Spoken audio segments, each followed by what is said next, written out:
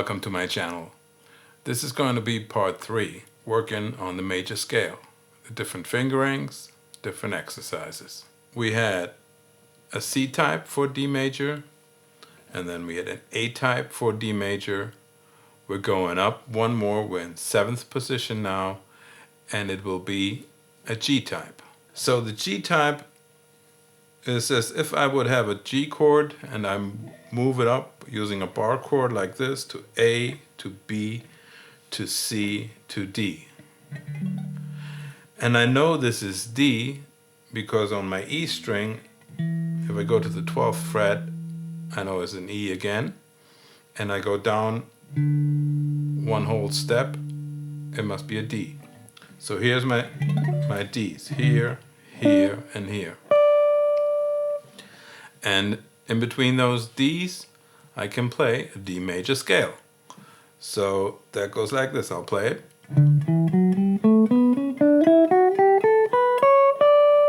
This was playing it without a position change. I had to stretch a little bit here to reach this note on the 11th fret.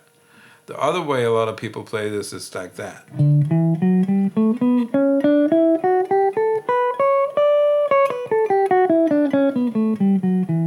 You see there's a position change where I move up here. You should know both of these. Just concentrate on one in the beginning. It's not one that is better than the other. Eventually you're going to have to learn both of them anyway. It's just knowing and learning where these notes are and these fingerings are on the fingerboard, being free to play within those fingerings. After a while you will start going from one to the next and combining them for certain runs. For right now, I'm going to call out the numbers of the frets again on the strings so you know where the notes are. You can also look at the PDF that we have. It'll show you the fingering. On the low E string, it's 7, 9, 10. On the A string, 7, 9, 10. On the D string, for the one that has the stretch in it, it's 7, 9, 11. On the G string, it's 7 and 9. On the B string, 7, 8, 10. And on the high E string, it's 7, 9, 10. Once more.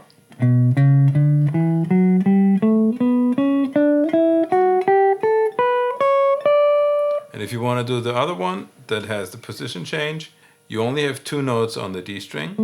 And then you don't do the stretch, you go down in position.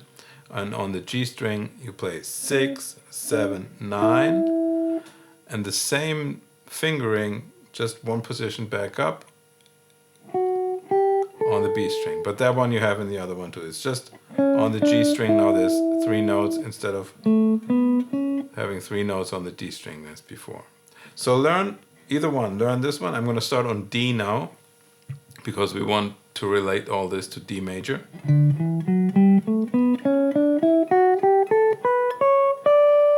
Okay, or learn this one. But decide on one that works for you right now and do the exercises that we have with that one.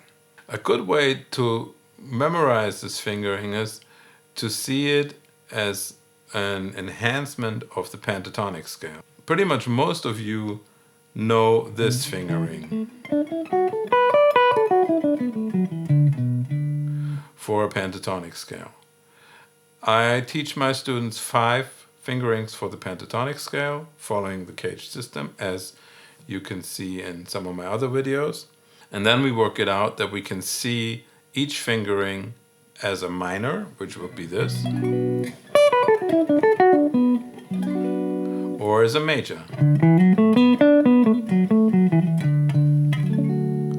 Because they're both in there. It's a pentatonic scale, can be a minor pentatonic scale if you use the root for the minors, or it can be a major pentatonic scale when you relate it to the major roots.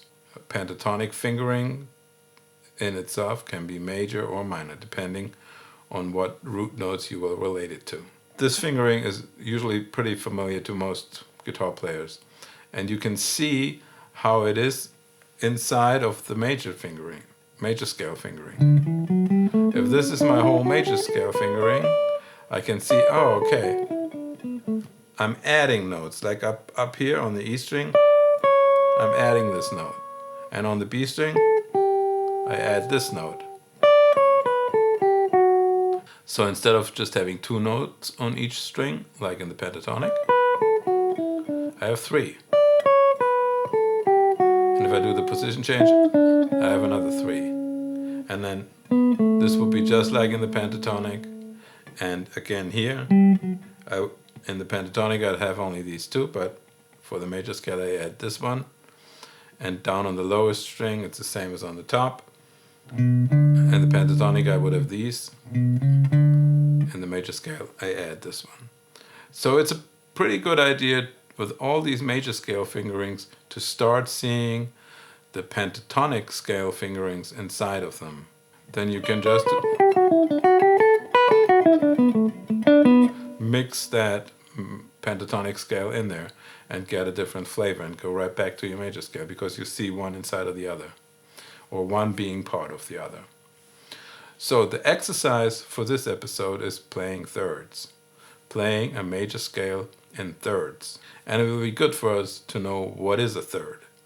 A third is going from one note, skipping the next note in the scale, and going to the third note. So this, if I do my scale and I just number it up, it's 1, 2, 3, 4, 5, 6, 7, 8, which is my 1 again. So I play 1, I skip 2, I play 3. And then I start on the next note in the scale and do the same thing. I skip the 1 in between, I do the next one. This is how I get thirds. And coming back, I can play them from the top down. I can go.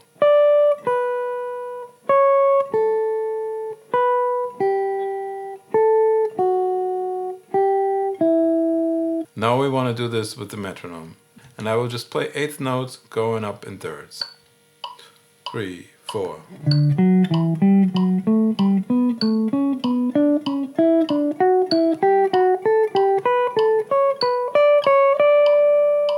And now I come back the same way. I play the third going up, but I'm going backwards.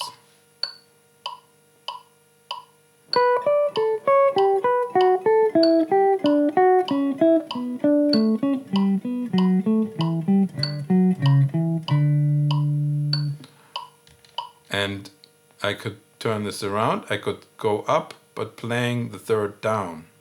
Meaning I play the third note from the scale first, and then I go back to this note. And I play the higher note first, and I go back.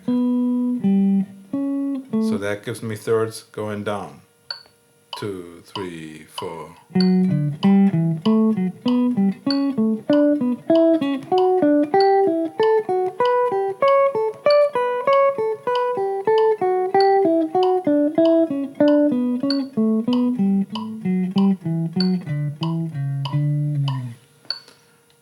And if you want to use the other fingering where you change the position, you have to just work that out. Instead of going up here, I would go.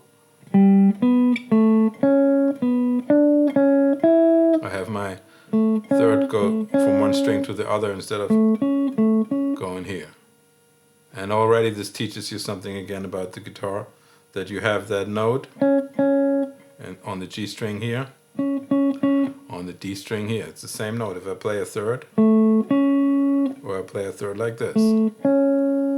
Something important to understand about the guitar. I can play a third on the same string, or I can play it from one string to the other. To extend our exercise a little bit more, we can combine a third going up with a third going down. So I go. So I play my first third up, and then I go to the next note from this in the scale, and I play it down. And so on. Here again, 96 beats. 1, 2, 3, 4.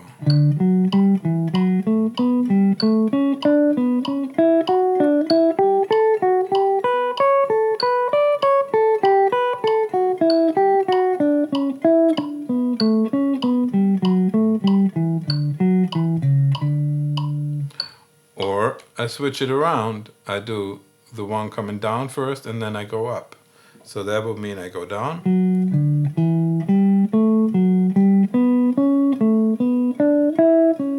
Let me hear how this sounds.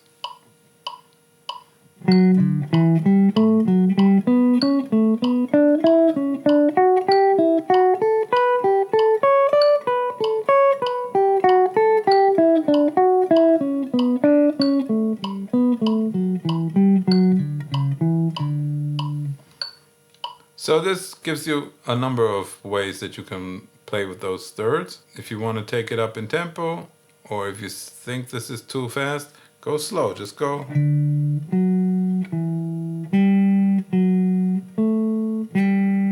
Because thirds are pretty. If you started jamming with the scales and the full major scale fingerings, you realized you play a lot. Just those were all the exercises we had before. There was one note after the other in the scale. And then maybe you did a big jump and come back down. But now you teach yourself to have this interval of a third ready. So you can go.